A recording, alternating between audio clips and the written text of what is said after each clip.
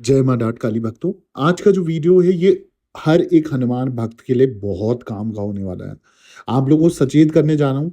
आप लोगों के सवाल आ रहे थे, गुरुजी हम हनुमान बाबा जी की साधना करते हैं, उनके हनुमान चालीसा का पाठ करते हैं, बजरंग बाण का पाठ करते हैं, कभी सुंदरकांड का पाठ कराते हैं या खुद भी हम उसे पढ़ते रहते हैं। सब चीजें हम कर रहे हैं हनुमान बाबा जी को प्रसन्न करने के लिए। हमारे कुल के देवता हैं या हमारे इष्ट देवता है, हम उनके मंत्र जाप करते हैं।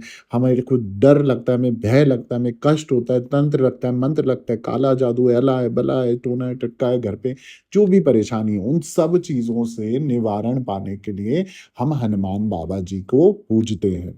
कई जगह हम बालाजी में गए हैं और कई दरबारों में हम हनुमान बाबा जी के जाते हैं ताकि हमारे कष्टों का निवारण हो जाए। पर आए दिन हमें कहीं न कहीं ऐसा भय लगता है कि हमारे कुछ कार्य हैं जो बनते ही नहीं है, या हमारे घर में कोई भी, हम कितना भी हनुमान जी को पूज रहे हैं, कुछ भी फ़र्क नहीं हो रहा है। तंत्र भी नहीं कट रहा है, टोना-टोटका भी नहीं हट रहा है, परेशानियाँ आई जा रही हैं, आई जा रही है, आई जा रही हैं। ऐसा क्यों? कहीं हनुमान बाबा जी आपसे रुष्ट तो नहीं है, नाराज़ तो नहीं है? और मुझ पे ये सवाल भी पूछे गए कि हनुमान बाबा जी अगर हमसे नाराज़ होते हैं या रुष्ट होते हैं, तो हम कैसे पहचान सकते हैं कि बाबा जी हमसे नाराज़ हैं या रुष्ट हैं, और कैसे उनको मनाया जाए? उनके गुस्से का पता लगाने के लिए ऐसे कौन से संकेत हैं जो आप हमें बताएँ, ताकि हम उन संकेतों को समझ के उसका निवारण कर सकें? अब उससे पहले मैं आपको वो संकेत बताऊँ जिसमें आप बता सकते हो या जान सकते हो कि हनुमान बाबा जी आपसे रुष्ट हैं। मैं आप लोगों से निवेदन करना चाहता हूँ, हमेशा की तरह अगर आपकी ज़िंदगी में भी कोई संकट, बाधाएँ, कोई परेशानी चल रही है जिसका हल आपको नहीं मिल रहा है, जगह-जगह जाके थक चुके हो, आपने क्या करना है, मेरे साथ ऑनलाइन अपॉइंटमेंट बुक करना है, एक छोटी-सी अमाउंट पे करने के बाद और टाइम बुक कराना है। उस निर्धारित समय पे इंस्टा कॉल या फेसबुक कॉल के माध्यम से मैं आपसे बात करूँगा, जो भी प्रॉब्लम होगी डिस्कस करके 101% गारंटी के साथ आपको समाधान दे दूँगा। अब जो परेशानी है, जो निवारण आपको चाहिए, वो मेरी यूट्यूब चैनल का जो नाम देख रहे हो आप नीचे ब्लिंक होता हुआ, ऑफ़िशियल देवी भगवती शक्ति के नाम से, ठीक इसी नाम से मेरा इंस्टाग्राम प्रोफ़ाइल और फ़ेसबुक प्रोफ़ाइल है। वहाँ जाके मैसेज बॉक्स में अपॉइंटमेंट लिखें, संपर्क करें, आपसे बात करके आपको निवारण दे दिया जाएगा।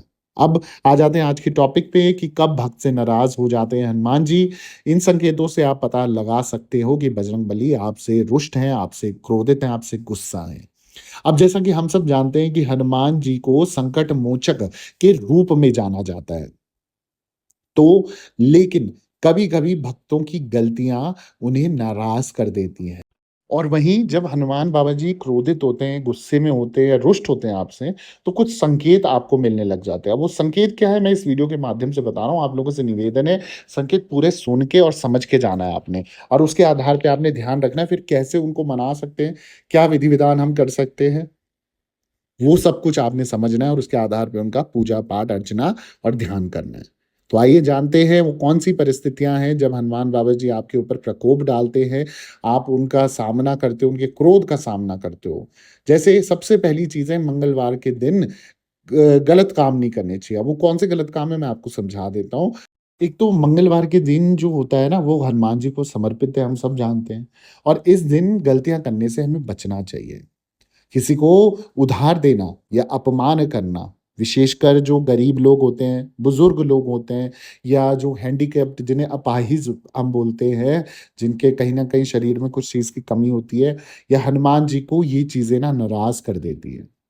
इस दिन भगवान राम और शिव जी की भी पूजा आपको करनी चाहिए, क्योंकि हनुमान जी को शिव का अवतार माना जाता है, और वो रामदूत थे, मतलब राम के भगत थे, राम के दास थे, तो सब कुछ राम भगवान उनके लिए थे। तो आप लोगों ने ध्यान रखना है कि एक तो शिव जी का पूजन भी उस दिन करें, ध्यान ज़रूर करें, भगवान राम का भी ध्यान ज़रूर करें।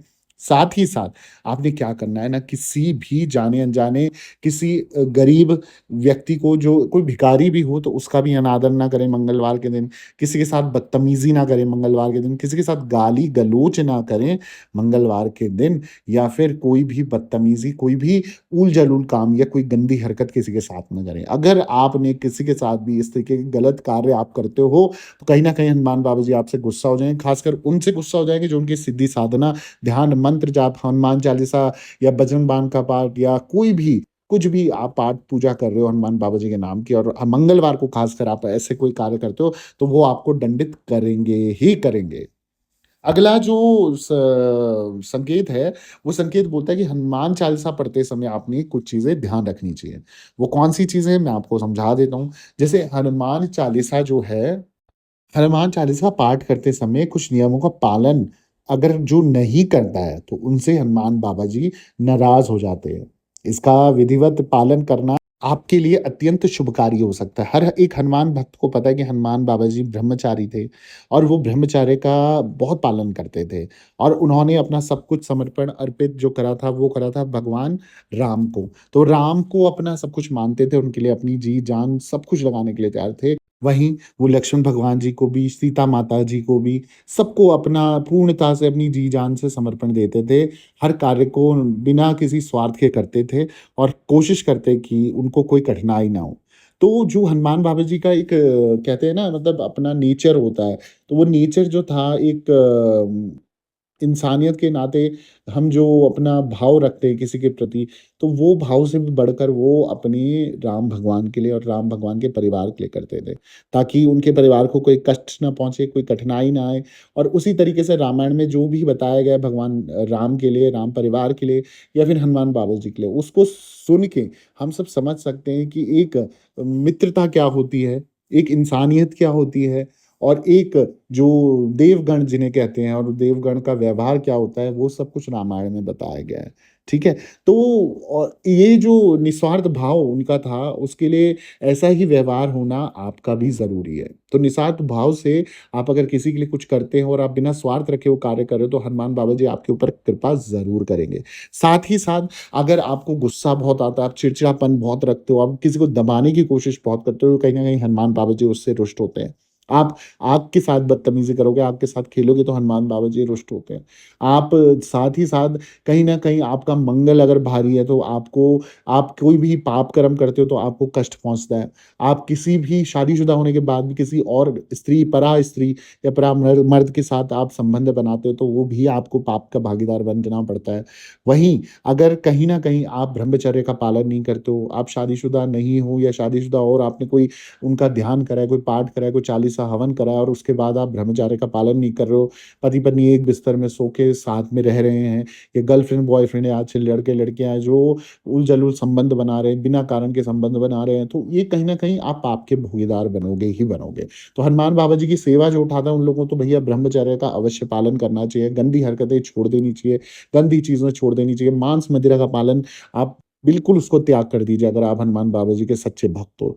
तो अगर जहाँ मांस-मदिरा होगी, जहाँ ब्रह्मचर्य का पालन नहीं होगा, तो कहीं न कहीं आपको कष्ट आएगा ही आएगा और आपसे जुड़े लोगों को यानी कि आपके परिवार को भी कष्ट आएगा ही आएगा। क्योंकि पाप कर्म का जब नाश होता है, तो वो परिवार पे भी कहीं न कहीं दोष लगता है, जिसमें आप दूषित होते हो और आपको कष्ट पहुँचता है, तो तब जाके उस क्षमा याचना के लिए आप दिल से उनसे प्रार्थना करते हो कि मैं इस चीज़ का त्याग करूँगा या करूँगी और तब जाके आपकी चीज़ें ठीक होने लगती हैं। तो ये चीज़ आपने ध्यान रखना है भई कि कहीं न कहीं आप पाप कर्मों में नष्ट ना होते जा रहे हो। अगला जो कारण है, वो कारण है अगला जो संकेत है, वो ये है कि दूध से बनी चीज़ों को ना लगाएँ भोग आप। मैं बता देता हूँ कैसे कि हनुमान जी को दूध से बनी चीज़ें पसंद नहीं है।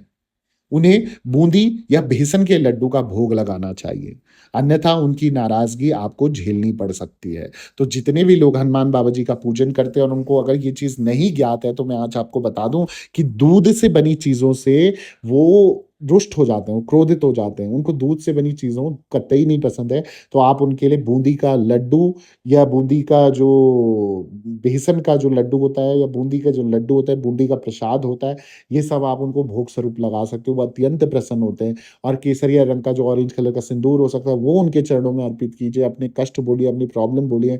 साथ ही साथ चमेली के तेल का दिया आप अर्पण कर सकते हो, साथ ही साथ पीपल के पत्ते में आप उसको धुल के गंगा जल से साफ धुल के आप उसमें 2 लड्डू या 4 लड्डू का भोग लगा के, बूंदी के लड्डू का भोग लगा के उनसे अपनी इच्छा बोल सकते हो।